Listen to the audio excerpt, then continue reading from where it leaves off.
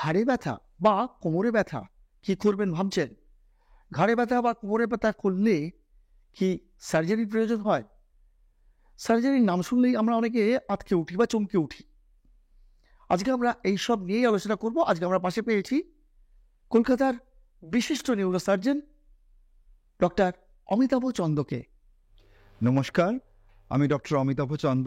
আমি senior consultant and head of neurosurgery R N Tagore hospitals. আমি গত 30-32 বছর ধরে নিউরোসার্জারি পেশার সঙ্গে যুক্ত এবং ডাক্তারি পেশার সঙ্গে 35-36 বছর ধরে আমি যুক্ত আছি। আজকের বিষয়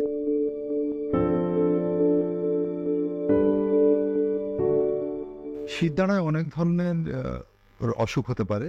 এটা মনে রাখতে হবে যে শিরদাঁড়া শুধু হাড়ের সমস্যা না, শিরদাঁড়ার হাড়ের মধ্যে পাইপের মতো একটা জিনিস আছে যার মধ্যে দিয়ে স্পাইনাল কর্ড এবং অজস্র নার্ভস যাতায়াত করে। এই স্পাইনাল কর্ডে বাংলা আমরা বলি সুষুম্না কাণ্ড। সেখান থেকে বিভিন্ন নার্ভ বেরিয়ে সমস্ত শরীরে সরবরাহ করে মাংসপেশিতে এবং আমাদের শরীরের যে অনুভূতি, যে সেন্সেশনগুলোকে, সেগুলোকে নিয়ে যায় ব্রেনে। তো এই শিরদাঁড়ার হাড়েও হতে পারে অসুখ, লিগামেন্টে হতে পারে, স্পাইনাল কর্ডে হতে পারে, স্পাইনাল কর্ডের বাইরে যে আবরণ তাতে হতে পারে। তো সব থেকে যেটা বেশি দেখা যায় যে ডিজেনারেটিভ ডিজিজ, যেটাকে আমরা স্পন্ডাইলোসিস বলি, সেটা ঘাড়ে হতে পারে বা কোমরে হতে পারে, পিঠেও হতে পারে, কিন্তু পিঠে স্পন্ডাইলোসিসটা অনেক কম হয়, বেশিরভাগ হয় কোমরে এবং ঘাড়ে। টিউমার, ইনফেকশন এগুলো হতে পারে, এগুলোতেও আমাদের কাছে আসে। স্পন্ডাইলোসিসের জন্য যে মূল যেটা কষ্ট যেটা হয় কোমরে বা ঘাড়ে ব্যথা, এবং কোমরে বা ঘাড়ে ব্যথা হলো মানেই স্পন্ডাইলোসিস তা কিন্তু নয়, অন্য অনেক কারণে হতে পারে। সেগুলো ডাক্তারবাবুরা দেখে বিচার করেন যে এটা স্পন্ডাইলোসিসের জন্য হচ্ছে না অন্য কোনো কারণে হচ্ছে। স্পন্ডাইলোসিসে কোমরে বা ঘাড়ে ব্যথার যেটা লোকাল পেন বলি, সেটা ছাড়া আর কি হতে পারে, সেটা নার্ভের উপর যদি চাপ দিতে আরম্ভ করে, ঘাড় থেকে যেমন হাতে ব্যথা রেডিয়েট করতে পারে, ঘাড় থেকে হাতে ব্যথা নেমে আসছে বা কোমর থেকে পায়ে ব্যথা নেমে আসছে, সঙ্গে ঝিনঝিন করছে বা কোনো একটা জায়গায় অসাড় লাগছে, অনুভূতিটা ঠিক মতো পাচ্ছি না, বা কোনো মাংসপেশিটা একটু দুর্বল হয়ে গেছে, এইগুলো হলে বুঝতে হবে যে নার্ভের ওপর চাপ দিচ্ছে। কখনো কখনো কোমরে যদি এরকম হয়, রোগী বলতে পারে যে বসে আছে যখন তখন তার কোনো কষ্ট হচ্ছে না, কিন্তু যেই কিছুক্ষণ দাঁড়াচ্ছে বা হাঁটছে, কয়েক পা হাঁটার পরে যে কোমর থেকে পা অবধি টান টান ব্যথা হচ্ছে বা ঝিনঝিন করছে বা ব্যথা হচ্ছে বা অসাড় হয়ে যাচ্ছে, বসে পড়তে হচ্ছে। আর তৃতীয় কি হতে পারে, যে যদি স্পাইনাল কর্ডের উপর খুব চাপ দেয় তখন চার হাত পাই দুর্বল হয়ে যেতে পারে। এই এই উপসর্গগুলি হলে অবিলম্বে নিউরোসার্জন, স্পাইনের চিকিৎসাটা সাধারণত নিউরোসার্জনরাই করেন, নিউরোসার্জনের কাছে পরামর্শ নেওয়া উচিত।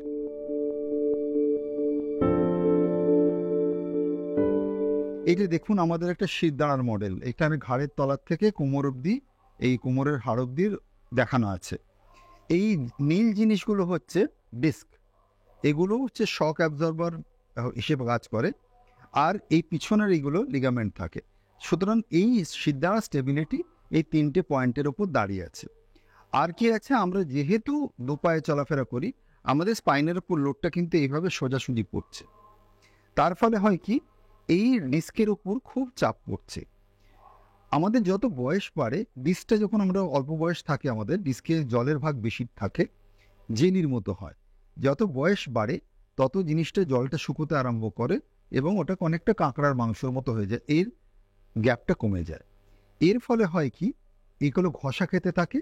এই এত বছর ধরে যে লোডটা নিয়ে যাচ্ছে, এই ডিজেনারেশন বা ক্ষয়ক্ষতিটা হতে থাকে। তো জিনিসটাকে পিছনের উপায় কি, আমাদের যদি শরীরের ওজনটাকে কমিয়ে রাখতে পারি তাহলে এর ওপর চাপটা কম পড়বে, অথবা এর প্যারালাল যদি কাউকে তৈরি করতে পারি যে এর লোডটা শেয়ার করে নিতে পারবে, সেটা কি করবে, সেটা মাংসপেশি করবে। এই শিরদাঁড়ার চারপাশে কিন্তু মাংসপেশি আছে, এই মাংসপেশিকে যদি আমি সুদৃঢ় করতে পারি তাহলে হবে কি, এর ওপর লোডটা কম পড়বে, মাংসপেশি সেই লোডটা নিয়ে নেবে।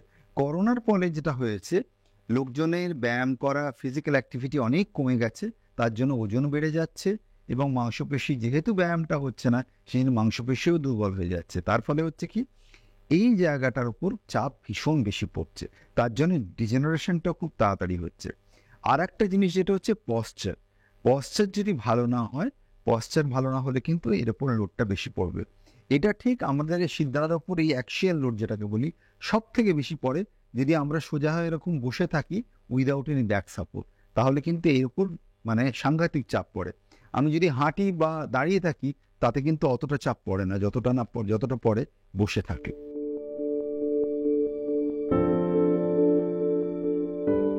শিরদাঁড়ার অপারেশন করার আগে বিশেষ করে এই ডিজেনারেটিভ স্পন্ডাইলোসিসের জন্য যে অপারেশন, যেটা টিউমার বা ইনফেকশনের কথা আনছি না আমি, টিউমার বা ইনফেকশনের অপারেশনটা is usually the first line of treatment. কিন্তু ডিজেনারেটিভ যেখানে কন্ডিশন সেখানে কিন্তু অনেক বিবেচনা করে অপারেশনের ডিসিশন নিতে হয়। যেমন ধরুন যেটা বললাম যে যদি মূল সমস্যাটা হয় লোকাল পেইন হয়, যেটা ঘাড়ে ব্যথা বা কোমরে ব্যথা শুধু, অন্য কোনো জায়গায় নার্ভের উপর সেরকম কোনো চাপ নেই, সেক্ষেত্রে কিন্তু আমরা অপারেশনটা প্রাথমিক চিকিৎসা বলে মনে করি না।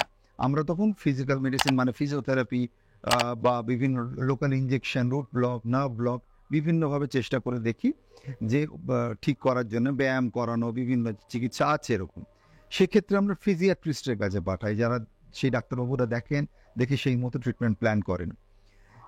আমরা কখন অপারেশন করি?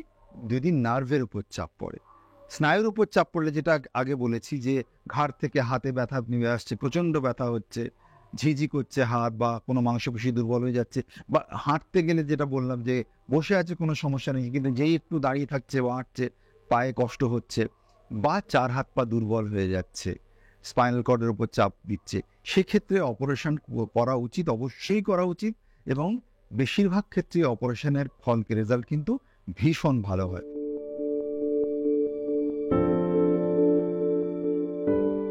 স্পাইনের যে ডিজেনারেটিভ স্পন্ডাইলোসিস বা ঘাড়ে ব্যথা বা কোমরে ব্যথা, এটা নিউরোলজিস্টের কাছে যাওয়ার কথাই না, কারণ এগুলো চিকিৎসাগুলো নিউরোলজিস্ট করেন না।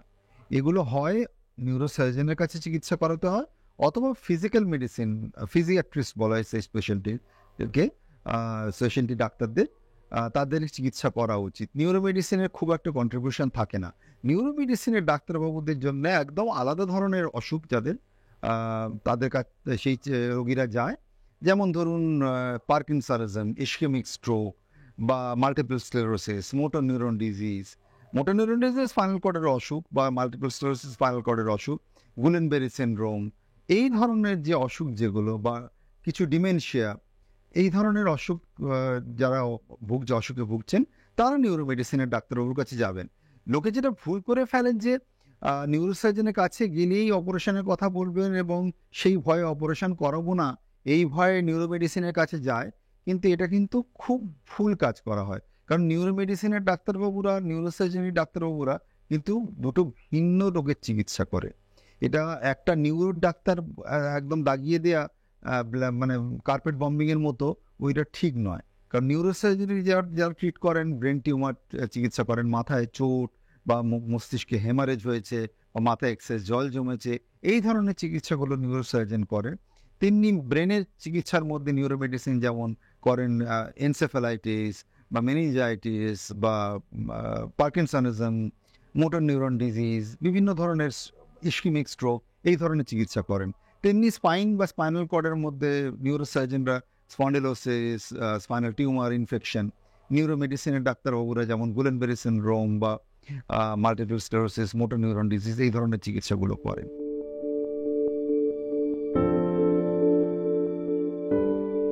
যেসব মহিলাদের বাচ্চা হয়েছে, কোমর ইঞ্জেকশন দিয়ে সিজারিয়ান হয়েছে, বা অন্য কি কোনো অপারেশন হয়েছে, তারা খুব কমনলি বলেন যে কোমর ইঞ্জেকশনটা দেওয়ার পর থেকে এরকম ব্যথা হলো। এটা কিন্তু একদম ভুল ধারণা। কোমরে যে স্পাইনাল অ্যানেস্থেসিয়া বা এপিডুরাল অ্যানেস্থেসিয়া দিয়ে যে অপারেশন হয়, এবার স্পাইনাল অ্যানেস্থেসিয়া দেয়, এপিডুরাল অ্যানেস্থেসিয়ার জন্য কিন্তু কোমরে ব্যথাটা হয় না, কারণ ওটা একটা ইঞ্জেকশন দেওয়া হচ্ছে, তাতে ও তো ইঞ্জেকশনের এফেক্ট, ব্যথা, লোকাল ব্যথা তো কদিনেই চলে যাবে। যেটা হয় প্রেগনেন্সির সময়, যেটা যখন অন্তঃসত্ত্বা থাকেন একটি মেয়ে, তখন যেটা হয় অনেক হরমোনাল চেঞ্জেস হয়, যার জন্য লিগামেন্টগুলো ল্যাক্স হয়ে যায়। তার জন্য যে লিগামেন্টের যে দৃঢ় বাঁধনি যেটা সেটা একটু ল্যাক্স হয়ে যায় বলে শিরদাঁড়ার হাড়গুলো একটু বেশি নড়াচড়া করে। তার উপর হয় কি, পেটের মধ্যে একটা অত বড় একটা, ধরুন 3 কিলো 3.5 কিলোর একটা বাচ্চা, ইউটেরাস অত বড় হয়েছে, ওই ওজনটা কিন্তু কন্টিনিউয়াস পড়ছে, সেটা বা সামনের দিকে টানছে, শিরদাঁড়াটাকে কিন্তু অনেকটা বাঁকিয়ে রেখে দিয়েছে, ওই রকম অ্যাবনর্মালি বাঁকিয়ে রেখে দিয়েছে। লিগামেন্টের উপর স্ট্রেন পড়েছে, মাংসপেশির উপর স্ট্রেন পড়েছে, ওই ব্যথাটা লিগামেন্ট ল্যাক্সিটি যেতে সময় লাগে, ওই রকম অ্যাবনর্মালিটির জন্য কিছু কিছু ডিজেনারেটিভ চেঞ্জ শুরু হয়ে যায়। এখন যেটা হয়, বাচ্চা হবার পরে আমাদের দেশে হয় কি, অধিকাংশ মহিলারাই পেটের বা শিরদাঁড়ার যে কোর মাসলের যে ব্যায়ামগুলো সেইগুলো করেন না।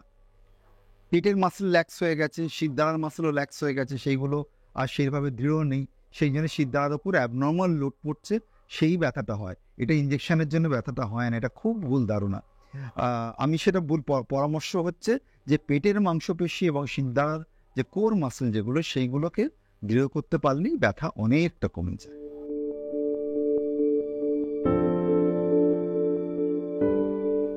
দুটো কারণে হতে পারে।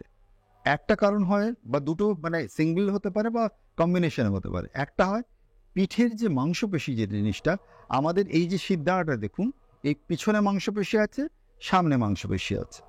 আমার এই দুটোর মাংসপেশি সংকোচন, এটা এই সামনের দিকে কিন্তু এই পেটের বা বুকের যে অর্গানগুলো আছে, হার্ট আছে, ফুসফুস আছে, পেটে ইন্টেস্টিন আছে, লিভার অত্যন্ত বড় এবং ভারী অর্গান, কিডনি, স্প্লিন, এত কিছু আছে। সুতরাং এই জিনিসটাকে সামনে ঝুলে টানছে, আর পিছনে এটাকে মাংসপেশিটা এই জিনিসটাকে সোজা টেনে রেখেছে। এটা দুটো ব্যালেন্স করে রেখেছে। এবার বয়স বাড়ার সঙ্গে সঙ্গে হয় কি, এই মাংসপেশিগুলো আস্তে আস্তে দুর্বল হতে আরম্ভ করে। তখন এই ওজনে খানিকটা এটা আস্তে আস্তে আস্তে আস্তে বাঁকতে আরম্ভ করে। এই মাংসপেশিটা যদি না টেনে থাকে, এই ট্র্যাকশনটা না দিয়ে রাখে, তখন সামনের দিকে ঝোঁকার টেন্ডেন্সি। দ্বিতীয় কারণ যেটা হয়, যে আমাদের হাড়গুলো বয়স যেটা যত বাড়তে থাকে, অস্টিওপোরোসিস বা অস্টিওপেনিয়া হতে থাকে, হাড়গুলো কি হতে থাকে, খোকলা হতে থাকে। আমাদের হাড়ের স্ট্রাকচারটা অনেকটা কিন্তু কাঠের মতো, স্ট্রাকচারের মতো। তো কাঠে কি হয়, কাঠে যখন ফ্রেশ কাঠ থাকে তার বাঁধনি অনেক বেশি থাকে, কিন্তু কাঠে যদি ধরুন ঘুম ধরতে আরম্ভ করে, সেই তার যেরকম অবস্থা হয়, হাড়ের অস্টিওপোরোসিসের ঠিক সেরকম হয়। তার ফলে হয় কি, ছোটোখাটো চোট পেলেই না এই হাড়ের সামনের অংশগুলো ভাঙতে থাকে, কোলাপস হতে থাকে। কোলাপস হলে হয় কি, সামনেরটা কোলাপস করে গেল, কিন্তু পিছনেরটা শক্ত বলে কোলাপস করেনি, সামনের দিকটা একটু স্পঞ্জি বলে সেজন্য কোলাপস করে গেল। সুতরাং এইটা যখন এরকম ট্রায়াঙ্গল হতে হতে আরম্ভ করলো, রেক্ট্যাঙ্গেলের বদলে ট্রায়াঙ্গল হয়ে গেল, তখন জিনিসগুলো আস্তে আস্তে আস্তে আস্তে মাপতে আরম্ভ করলো। এই দুটো সিঙ্গল অর ইন কম্বিনেশন, সেই জন্য বয়স হলে মানুষ ঝুঁকতে আরম্ভ করে।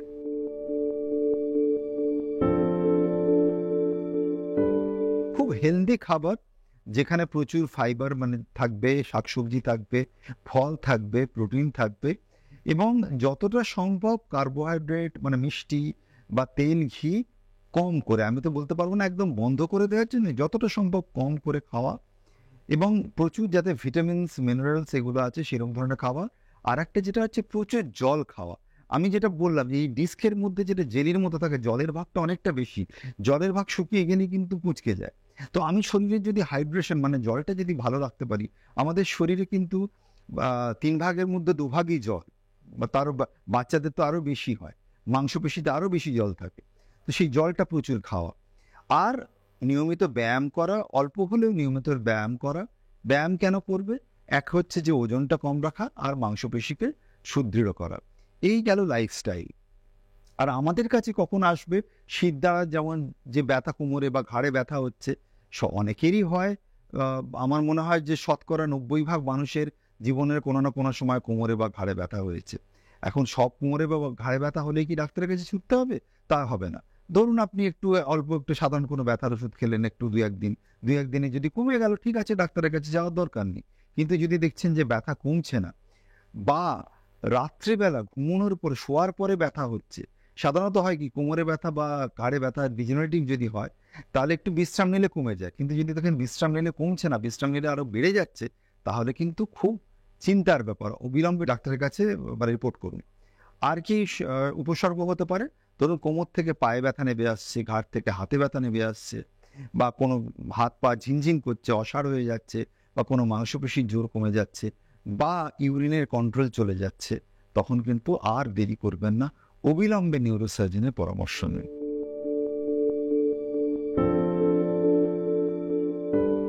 এইটা বইটা আমার প্রণয়ন করেছি, এই মানে কদিন আগেই হয়েছে। শীর্ষেন্দু মুখোপাধ্যায়, প্রফেসর সুকুমার মুখার্জি এবং খুব প্রখ্যাত অভিনেতা চিরঞ্জিত বাবু এরা উদ্বোধন করেছেন বইটা। তো আমি সেই জন্য তাদের প্রতি কৃতজ্ঞ যে তারা এসেছেন এবং বইটা উদ্বোধন করেছেন এবং তারা বইটা পড়েছেন, বইটা সম্বন্ধে খুব ভালো ভালো কথাই বলেছেন। সব থেকে বড় কমপ্লিমেন্ট পেয়েছি আমি আমার স্যার সুকুমার মুখার্জির কাছে। উনি বলেছেন যে শিষ্য যখন গুরুকে ছাড়িয়ে দেয় সেটাই গুরুর সার্থকতা, এবং অমিতাভ সেটা করতে পেরেছে।